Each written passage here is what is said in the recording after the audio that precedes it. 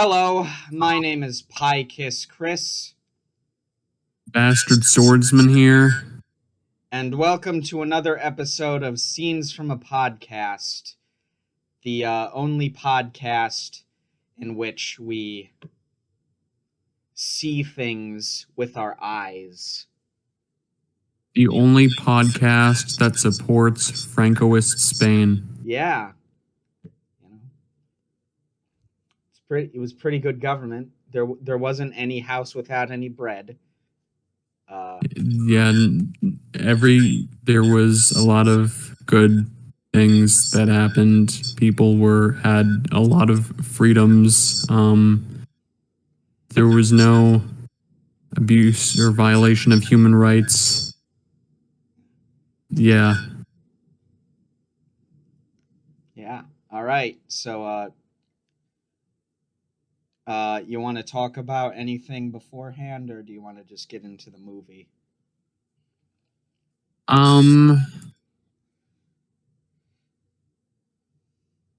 I don't really have anything to talk about. Haven't really been. Oh, actually, I did see Oppenheimer recently. Oh yeah, that's the meme movie. One of the two meme movies. Yeah, I'm gonna be honest. You go first. I mean, every movie that Nolan puts out is basically a meme movie at this point.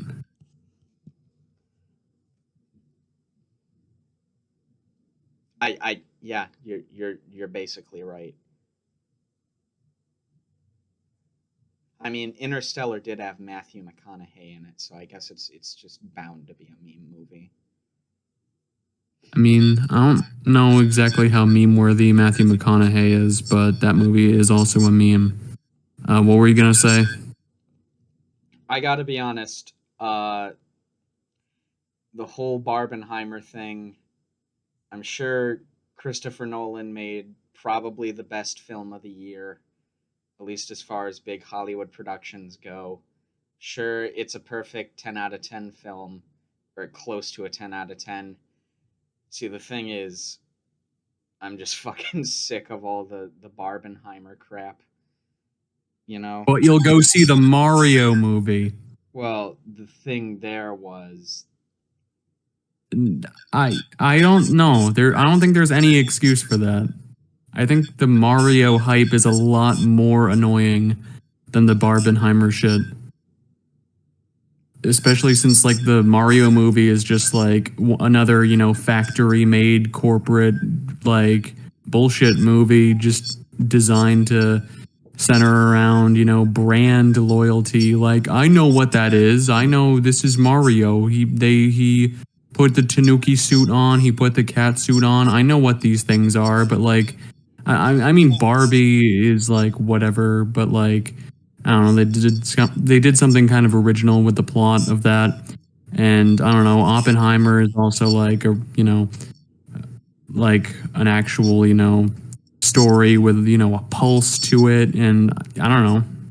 I like Barbenheimer is a stupid meme, but like I like how people are rallying around these movies that have, actual artistic visions. Like, I don't know, like, would you just be like, oh, Scorsese's new movie's a meme, I'm not gonna see it just because of that? I mean, I'm not gonna see it in theaters because I just feel like it's been oversaturated, But like, oversaturated with what? Like it's nothing to do with the films themselves. Like, it's just like Twitter culture in general, and I don't know, there's just something about the way people it's not even the fact that they're saying, it's like that I don't think they're promoting anything mediocre. I just think, like, I don't know, it's a little exhausting, There's a very good way to avoid that, and that's to not use Twitter.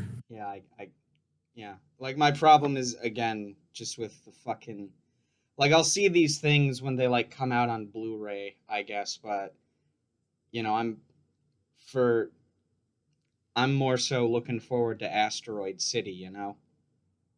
I mean, that already came out. Yeah, but I haven't seen it yet. Oh, I guess so. I saw Asteroid City too, actually, Yeah. but I preferred Oppenheimer over Asteroid City personally. Anyway, about the movie itself, I don't think Oppenheimer is like a masterpiece. I wouldn't give it a 10 out of 10. Um, it still has the same Nolan problem that's been a thing for his past few movies, where the sound design is absolute garbage and the music goes boom and like drowns out people, like drowns out the dialogue a lot of the time. But like the actual story of the film, like the writing is pretty good. You know, the characters are really interesting. Obviously, they're based on real people, but you know, I don't know. I thought it was a pretty good film that doesn't like really paint Oppenheimer as like a hero or anything, like, or as like a just a, you know, sort of misguided guy who was sort of like just who didn't really know what the consequences of his actions would be. I mean, he kind of didn't, but I don't know. It sort of just dissects the morality of Oppenheimer in an interesting way because, like, you know, he can self-reflect and is capable of moral thought, but he kind of just does stuff like without thinking of the consequences until the consequences actually arrive for him. But anyway, good movie. Yeah. Yeah. It would be really weird and kind of funny if Nolan decided to make a film called Oppenheimer and then just made it not about Oppenheimer at all. Yeah, I mean, the third act almost like Oppenheimer is almost a secondary character. But I'm assuming it's like still through the lens of like the people he's impacted, you know? I mean, kind of in a way. Yeah. It doesn't. There was this like really like stupid again. Well, I mean Twitter, but there was this stupid controversy where oh, like the movie is about a guy who made the bombs dropped on Japanese people, and there's not a single Japanese person in the film. Like, I don't know, spoiler alert, but there's not like a scene where you see Hiroshima or Nagasaki get bombed or anything. But that's the reason I went into the film, to see them be Just, incinerated. well, I'm sure there were South Koreans and people in Southeastern Asia who were disappointed by there not being a scene like that, and also probably some racist Americans too. But yeah, Uh yeah. Uh Real talk though, you mentioned like annoying Nolan tropes.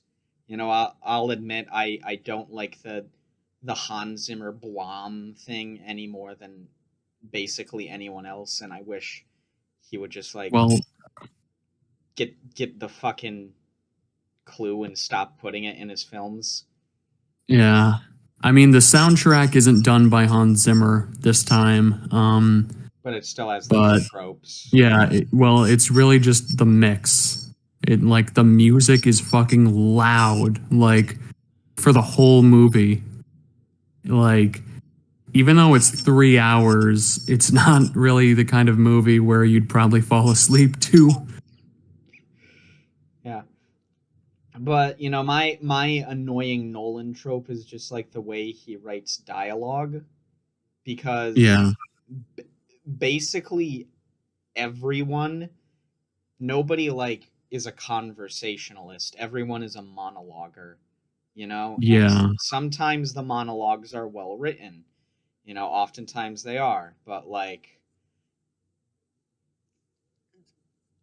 when you're trying to tell a story that's about like human nature and what it means to be human, which a lot of his films are to some extent, it can be kind of annoying that like nobody talks like a real person.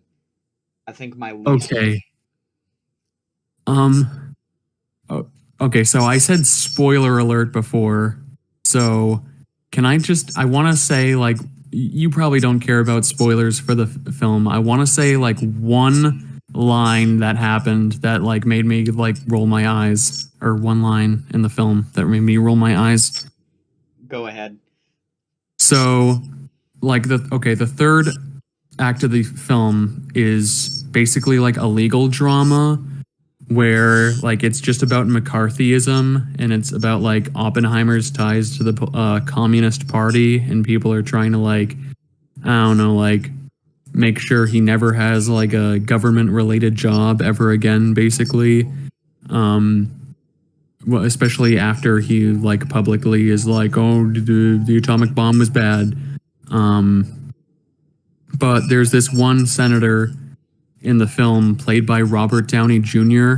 Uh, and he does a pretty good job actually in the film. But so he's the one who's like sort of like jealous of Oppenheimer's fame and all that notoriety, and he is like one of the people who instigates the whole like trial against him, against Oppenheimer. And like there's a vote, and um Oppenheimer is like deemed to not be a communist, and like at the so at the end the Robert Downey Jr.'s character says like because he lost by one vote, and he's like, who was it who fucked me? And like this guy replies, a senator from Massachusetts, his name is Kennedy, John F. Kennedy.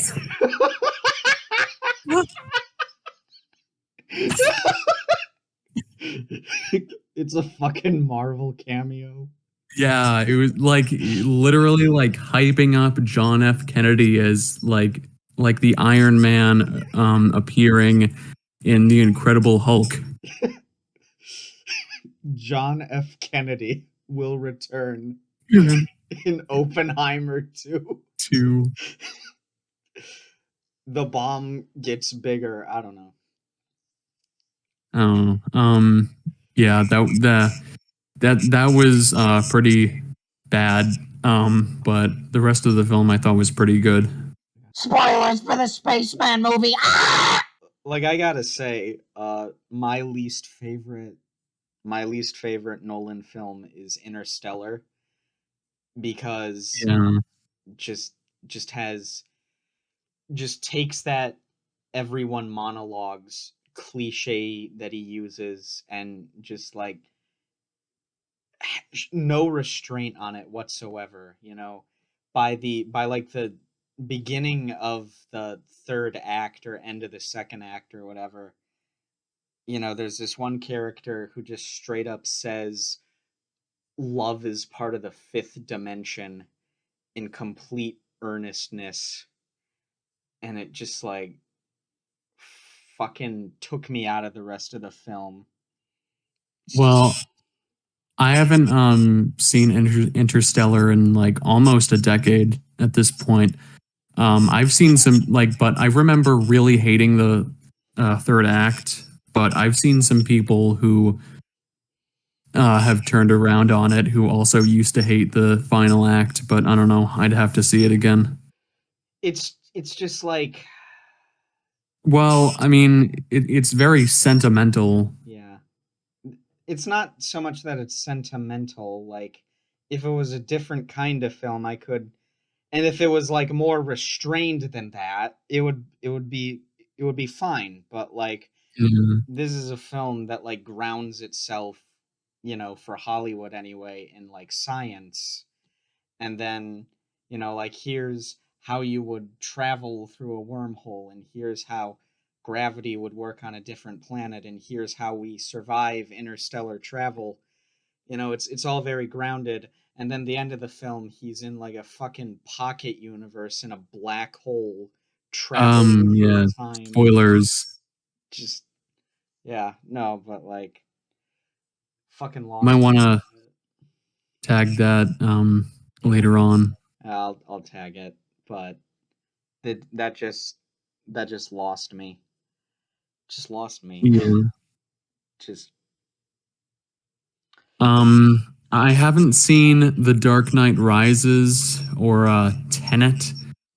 Neither of those films seem very good to me, but I haven't seen well, actually, no. I would agree that Interstellar is probably my least favorite, and The Dark Knight is probably my favorite, but I would say Oppenheimer's one of his better films. yeah. Like I Um, said, I am going to see Oppenheimer. I'm just gonna see it when it like comes out on Blu-ray. yeah. You know. Also, yesterday, I saw a much more interesting film in theaters. Who Killed Captain Alex? Oh yeah, you told me about that.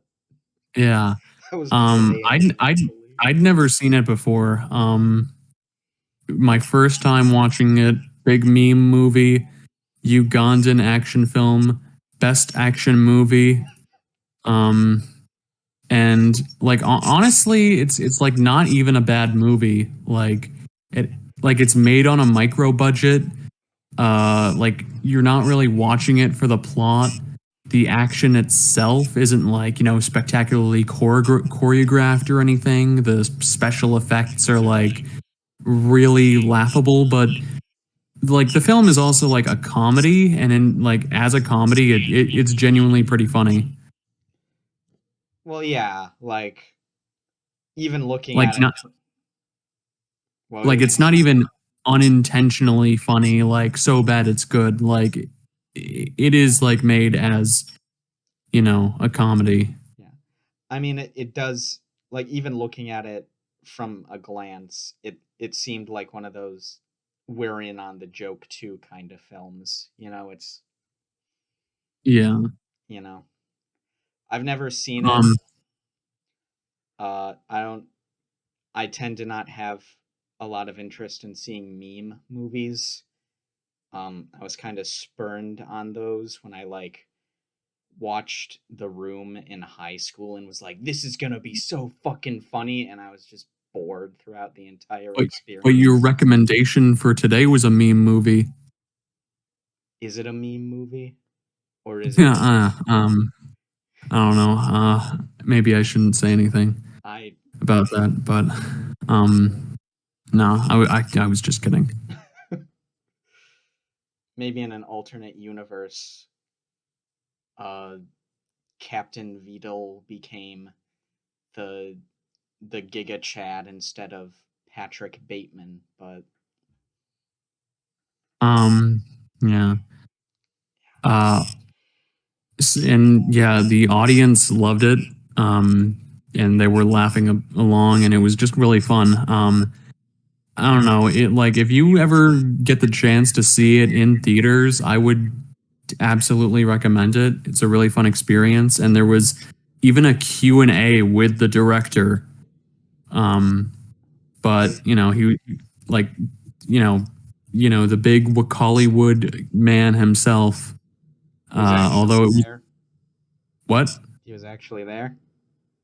I mean, he wasn't there in person, but it was like just virtual. So like it was a Zoom thing, but his like you saw him like on the projection screen, and he did answer some questions, and he just seemed like a really earnest guy. And just like he loved what he did, and he loved movies and just the act of creating. And yeah, it was pretty awesome. And there was something really cool about like this guy director all the way in Uganda saying hello Rochester, because that's the city that I'm from. Yeah. Ugandan Rochesterian solidarity, because Mm.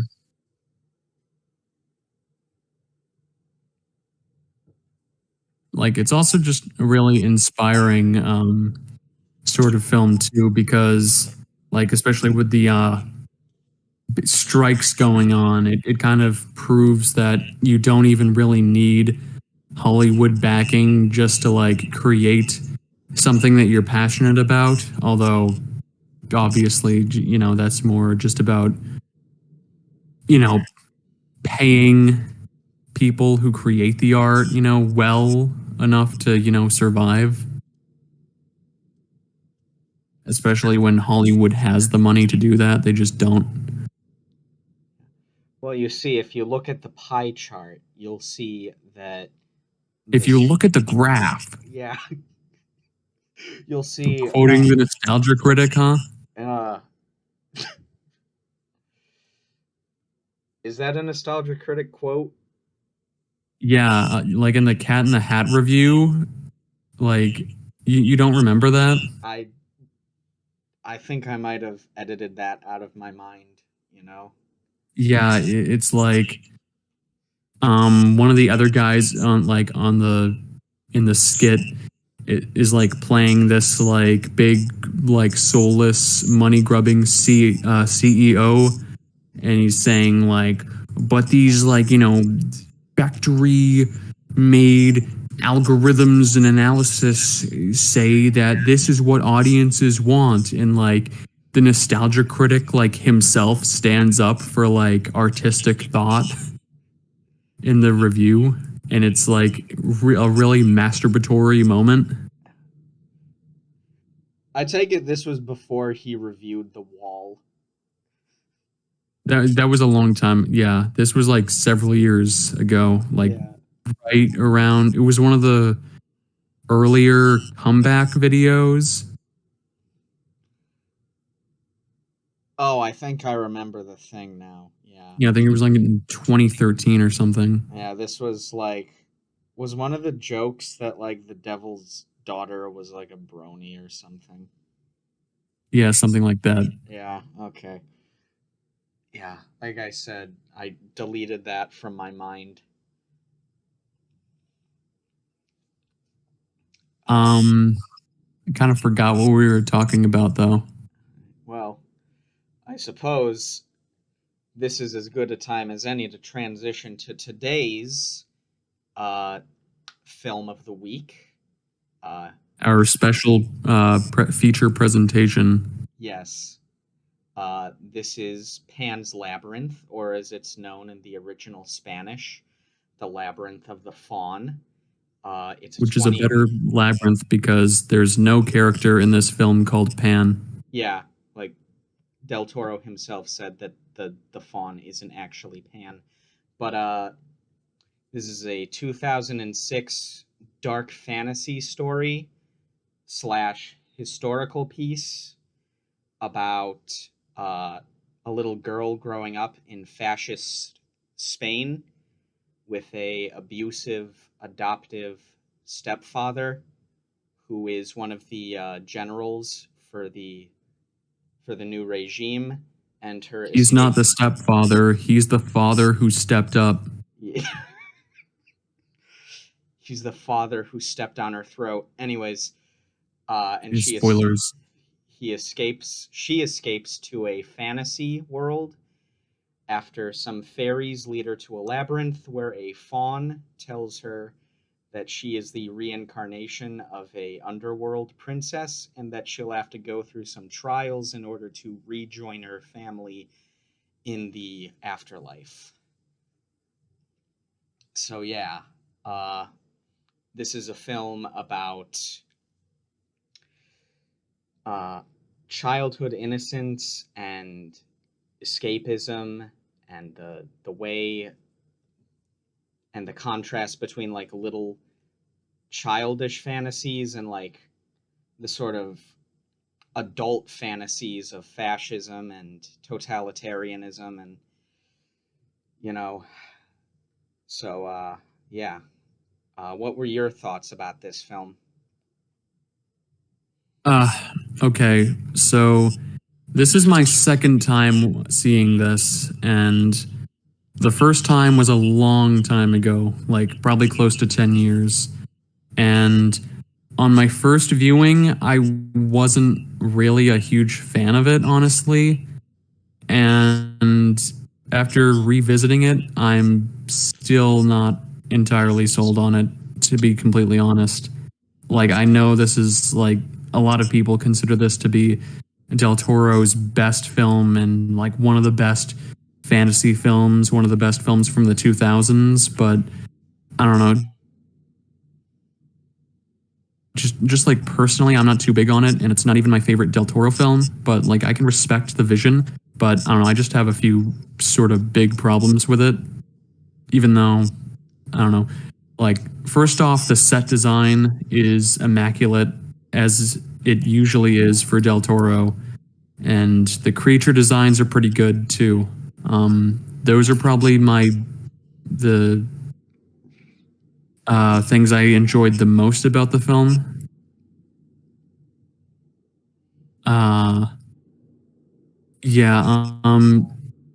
So in terms of characters, I just find it really lacking. Like, the most standout character to me is the villain, Captain Vidal, and he's not like a very deep villain. He's just like, not that villains need to, be really complex, and he's really more a symbol of fascism as a whole. But like, I don't know, it's just something that like Del Toro just kind of does in a lot of his movies. He just plays up the villainy of his antagonists. Same deal in uh, The Shape of Water, and uh, he also made the main character more villainous in his remake of, or not remake, his adaptation of Nightmare Alley than the 40s version of that film did. And I don't know, like, it's more like a personal thing that I'm not really usually a big fan of characters who just like are just an overall representation of evil. Like, he like just brutally kills people with no remorse, but even just in his personal life, he's totally irredeemable. He has no uh, actual love for I forget if they were actually married, but like his wife, Ophelia's mother, and he doesn't even care about the child that she's pregnant with. Like, he wants it to be a son just because he wants to leave behind a legacy and all that. He doesn't actually, care about the kid itself. He just wants to live on in some way. I can get where you're coming from. Yeah, character work isn't really this film's strong suit. I think Yeah, it's more atmosphere. Ophelia herself is also just the starry-eyed, Yeah. child character obsessed with fantasy. But yeah, sorry, I've been talking a lot. You continue what you were saying. No, it gave me time to formulate my thoughts. Uh, I think, I can't really. I did hear someone say once in their own analysis of the film, which I think it's interesting that you brought this up too, that there's sort of this romanticized, mythologized view of like the revolution against the fascist regime here. It's almost like a like two fairy tales at once, Yeah, because like exactly. in reality, like it's sort of a bittersweet ending, because the resistance members defeat the captain at the end and kill him, but in reality, fascism still continued in Spain for another like 30 years. Yeah, no, I mean it's framed as like a minor victory, Yeah. in the grand scheme of things, but like yeah, the characters are sort of represented either as, monstrously evil or like wholly good. And I think that I don't think that's a bug. I think that's a feature. I don't think you Ugh. know, Del Toro, went out of his way.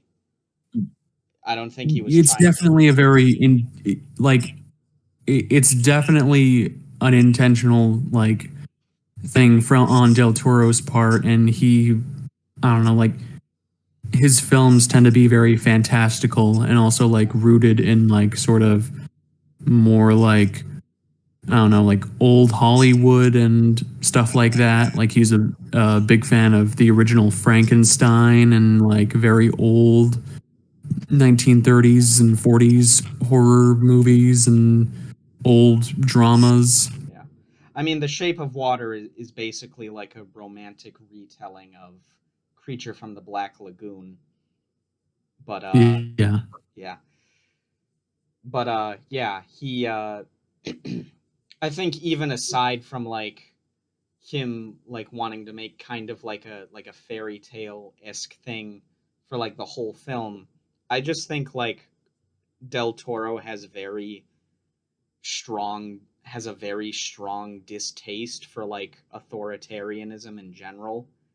And absolutely. yeah, he fucking hates it, not in that performative, social media way, but in like a I've seen the way this shit treats people kind of way.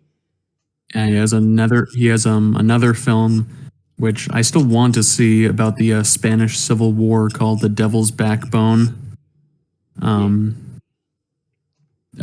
his Pinocchio film also is about Italian fascism, and of course, The Shape of Water is about the Red Scare.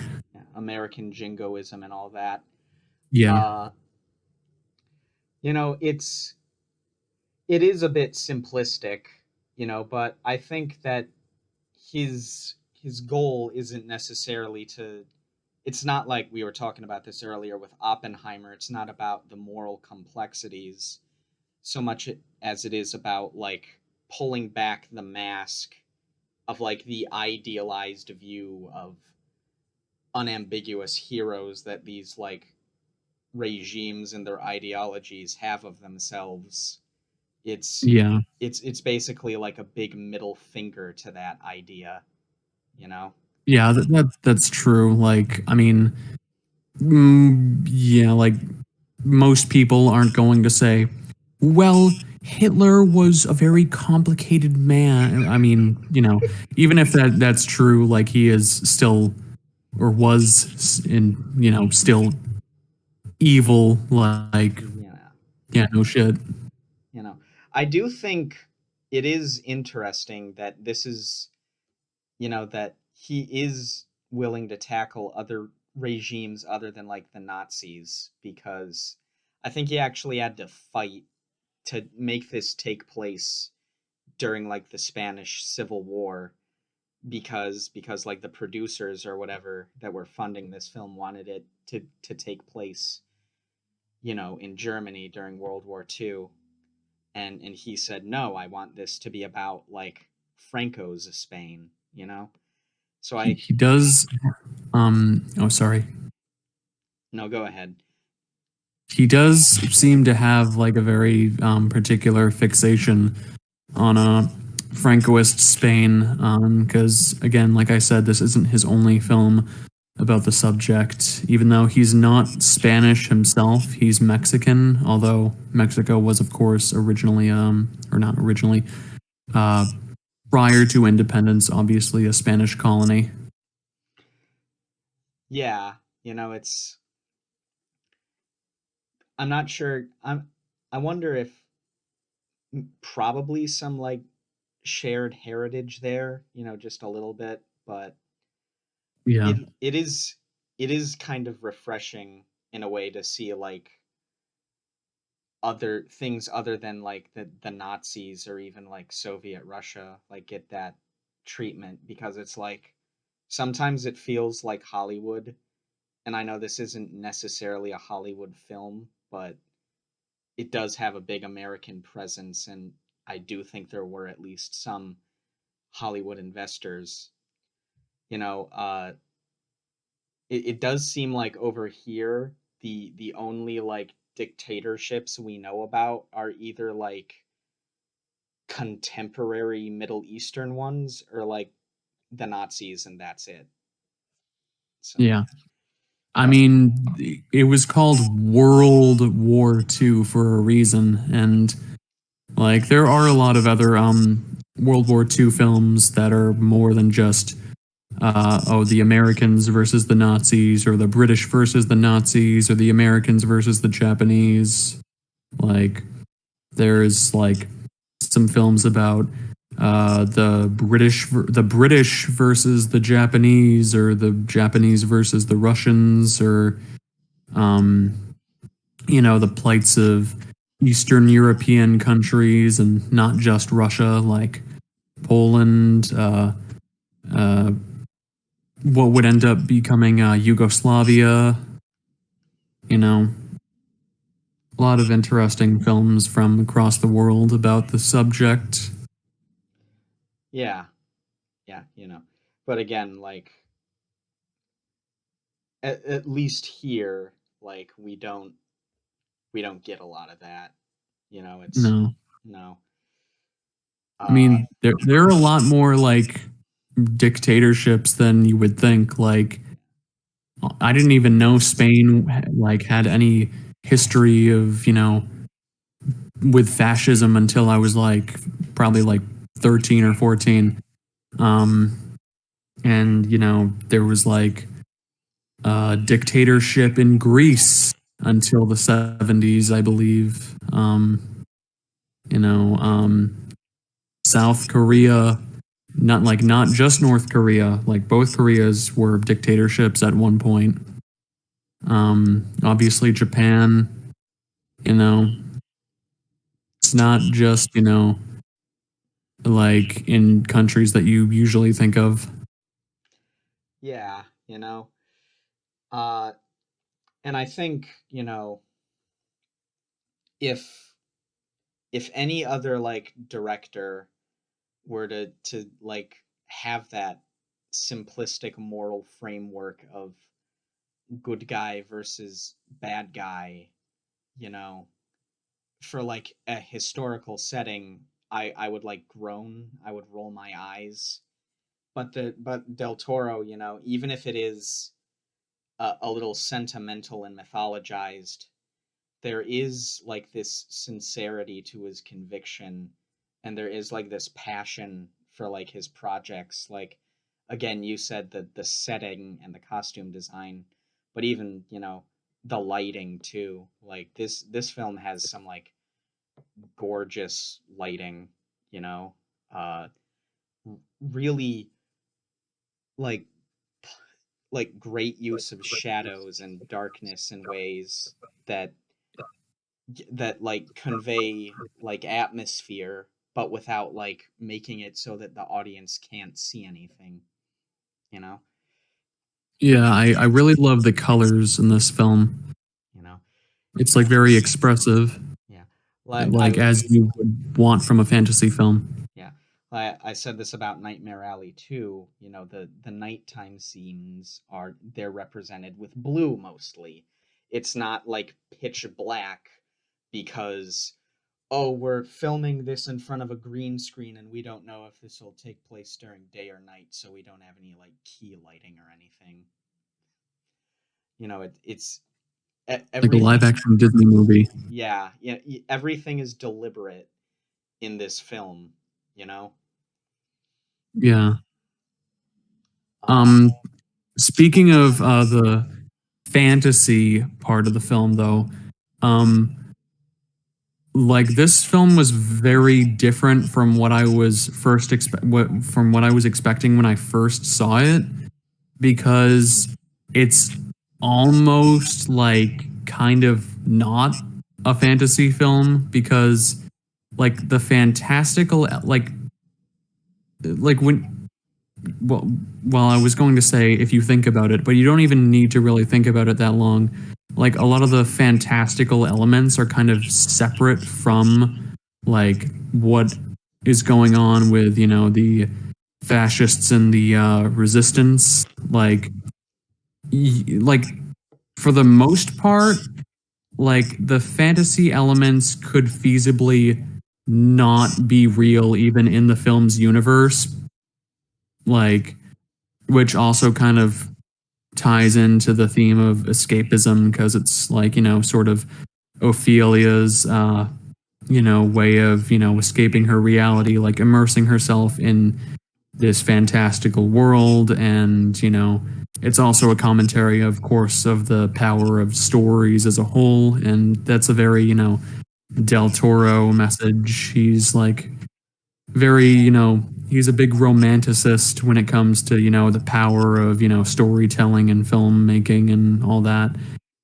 Although there is one problem I have. If you do like make that claim, like there's just the scene where she has the chalk, which, creates doors or whatever. Because there's that scene where she's hiding from Captain Vidal under the table, but she has the chalk, so then he doesn't find her. And that's like the one scene where it would make more sense if the fantasy was real in the film's universe. But in that case, it seems kind of convenient, even though it doesn't even matter because she gets found later on anyway. Yeah. I actually do think this is an interesting point. He said at one point, I can't remember if this is true or not, that the fantasy elements in this story are actually like, obviously there's that allegorical element to it, but in the context of the film's universe, they actually are meant to be real. So like, because like usually in a film like this, it would either be left ambiguous or it would be just like flat out, this none of this is real. Yeah. And again, I think it sort of speaks to that like romantic nature and perspective he has, that he makes it actually part of the film's universe. It's like, it's not just in this girl's imagination. It's, it's as real as like the war that's like informing the setting. Yeah, but those two worlds never interact with each other. Like you don't see like Captain Vidal doesn't get his like fucking throat cut out by the fawn or something like that. Yeah. Yeah, I guess.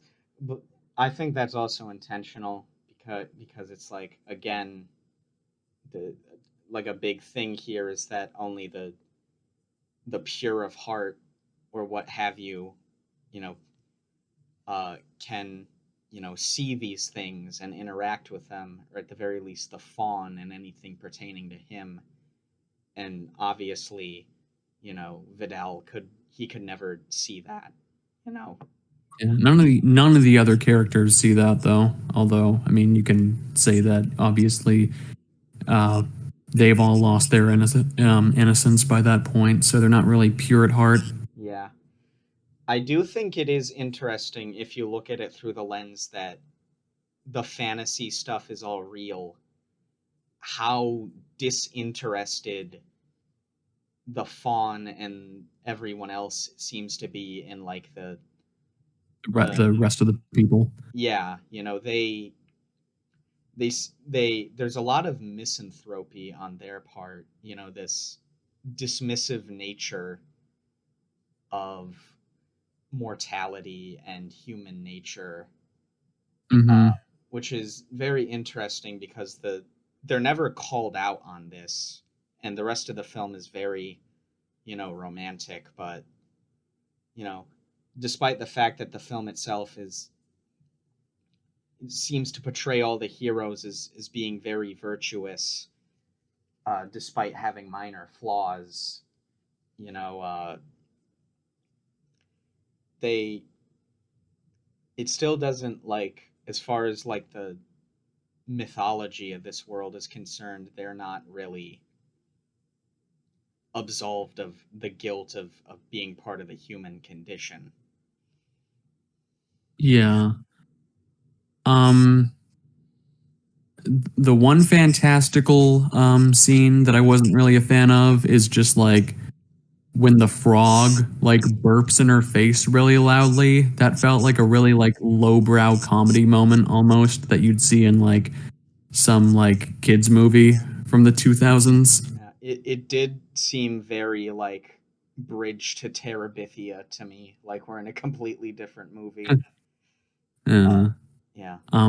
and the other scene of the film that I really don't like is when the female spy gets captured and Captain Vidal is about to torture her, but then she breaks free and she stabs him, but she doesn't kill him even though she has the chance. Like it doesn't really make any sense because she would have like been punished if she got caught like either way, and they would have still like killed her if they had caught her.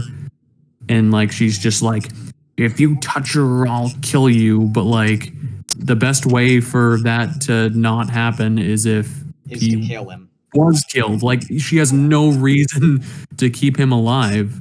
Yeah. It's really stupid. And like the only reason that he lives is just so that he can kill Ophelia in the end. Yeah. Yeah, that did seem a bit contrived to me. Honestly, by that point, you know, I think the idea of like scarring Vidal so that he has like the Glasgow grin was Yeah. kind of unnecessary, you know. We already get the point that this guy is like monstrous on the inside, you know, sort of. And I think it sort of hurts the film to do the, oh well, now he's monstrous on the outside too, because it's like is it feels like confused, like a very confused message to me whenever Just so you know, kids, the ugliest people are always the worst people yeah, in exactly. real life. Yeah, that is why I am literally the worst man you will ever meet.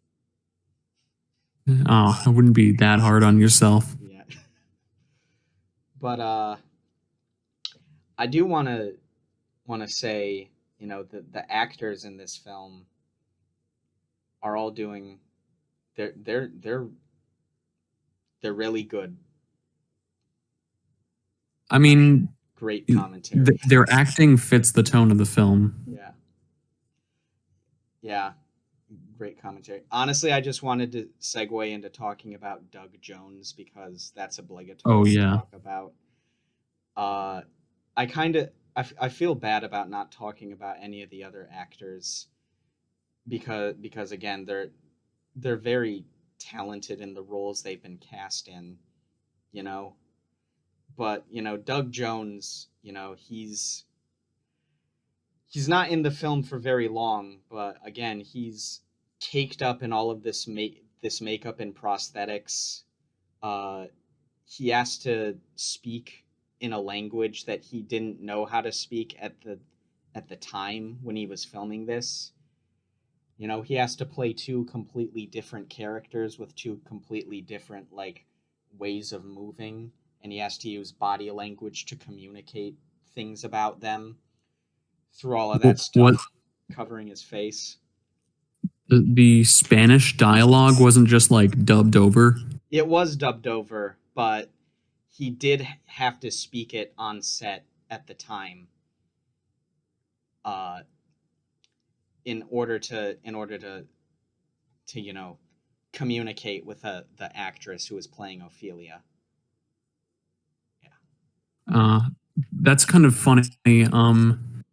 Because in Del Toro's first film, which I've seen, called Kronos, it's also a Spanish language film.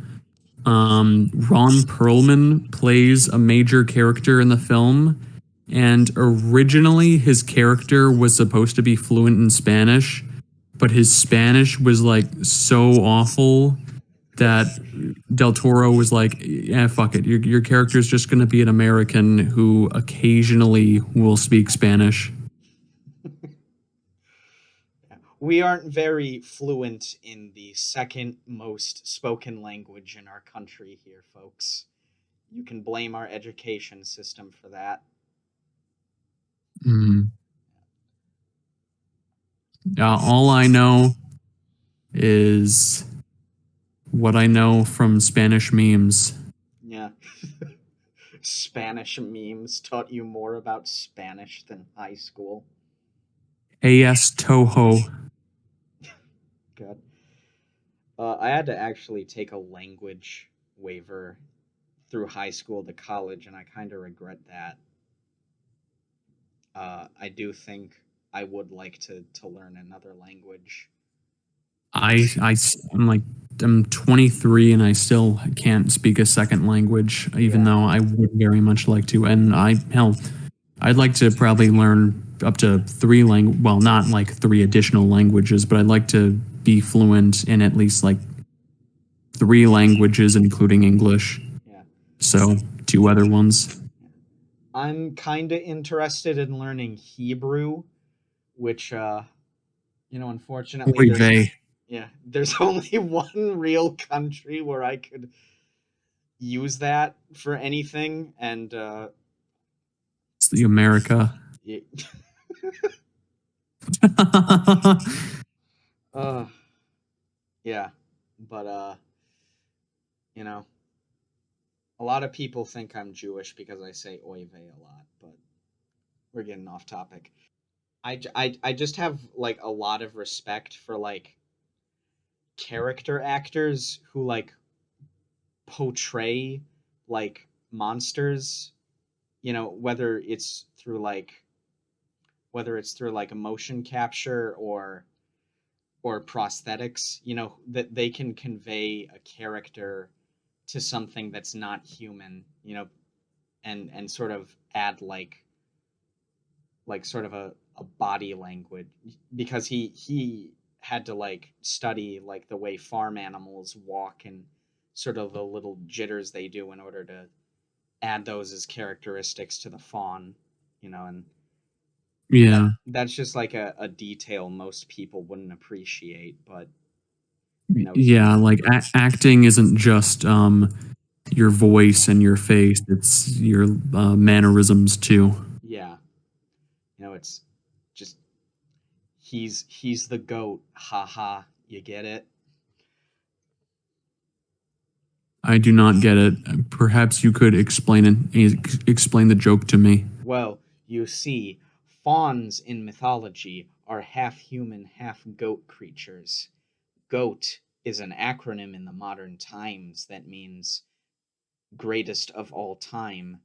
So I am making a play on words by saying a character who is a faun is the goat. Oh, thank you. I get the joke now. Yeah, Honestly, I just wanted to see if you'd get the acronym right. really? Yeah, Please tell me I did. you did. All right, good. Uh, Yeah. do you have any final thoughts on the film, or? Um, no, not really. Like I said, I respect the film. I respect Del Toro, but I know this is one of you. I know you've said this is one of your favorite films, I believe, and I know a lot of people who also have this as one of their favorite films. But I'm personally not the biggest fan. Yeah, I'm just kind of lukewarm on it. I will admit Del Toro has made better films, Uh there's a very strong argument that a lot of his earlier films have more to offer, like in terms of themes and whatnot. And Well, certainly not Mimic. yeah. But I don't know. I feel for me at least it's more about like the execution than it is like the overall ideas. Uh because, there's a sincerity to it, and beyond that an effort and a talent that really gets me like invested in something, so I don't really mind that the ideas are a bit simplistic, and you know, Hmm. for a fairy tale, I think it's okay that it can be simplistic. I don't Yeah. think there's anything in here regarding like the real historical events that's like patently offensive or wrong, you know. No. Yeah. Uh I will say that like I do think he can go a little too far with that sentimentality at times. Like The Shape of Water was just like maybe a little too sappy and on the nose for me. Uh Yeah. I liked The Shape of Water, but it like, well, it's basically a soap opera.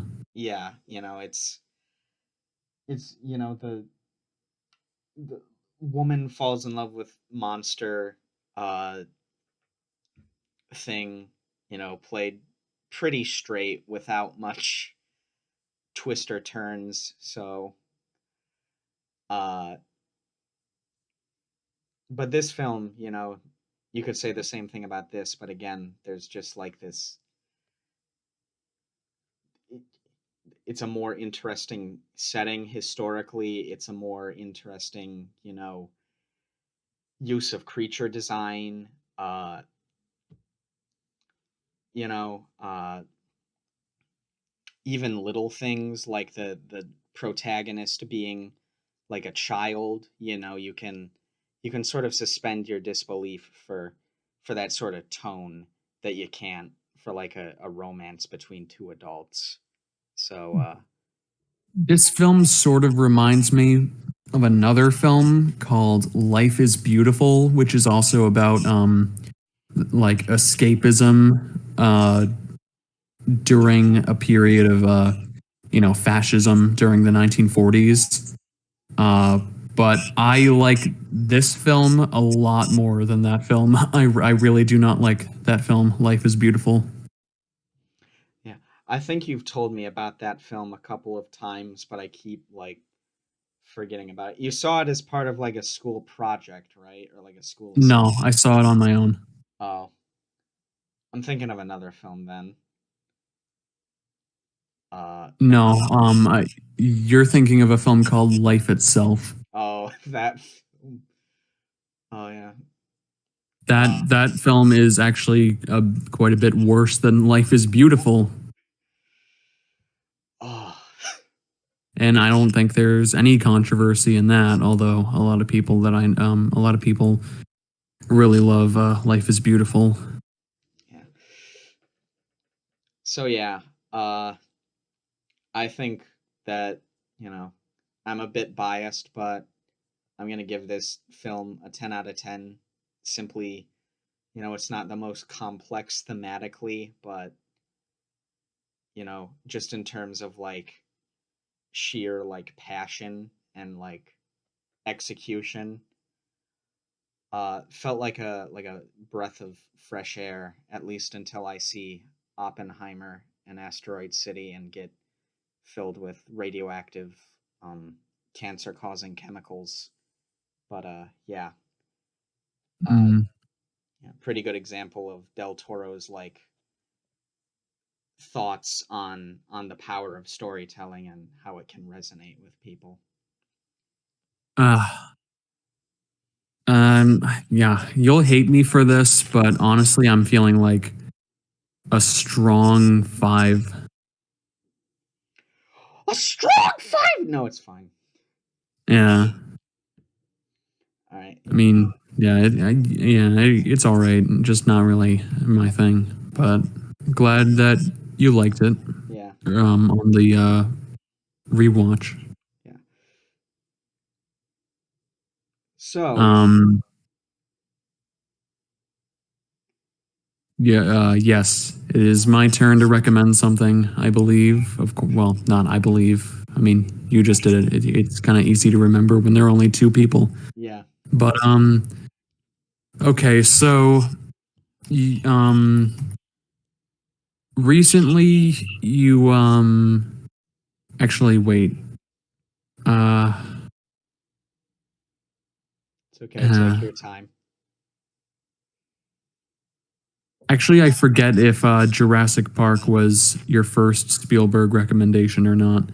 But I think it was our only Spielberg recommendation. yeah. Okay. Well, since you recommended your second Del Toro film, I'll also do a repeat for a director, I guess. I don't know. I'm terrible with my vocabulary, and I'm terrible at sentence structure when on the fly. I'm recommending a film from 2002, another film from Olivier Assayas. He did Irma Vep, if you remember. I remember that was like our second episode. Or Something like that. It was an early episode, but this time it's a film called Demon Lover. Demon Lover. So yeah, if you don't want to be spoiled on that, watch it before next episode. And if you'd like to summon your own demon lover, I know a couple grimoires that could help you. Until then, keep yourself in suspense when we come back to tell you about the film. All right. Yeah. See you next time.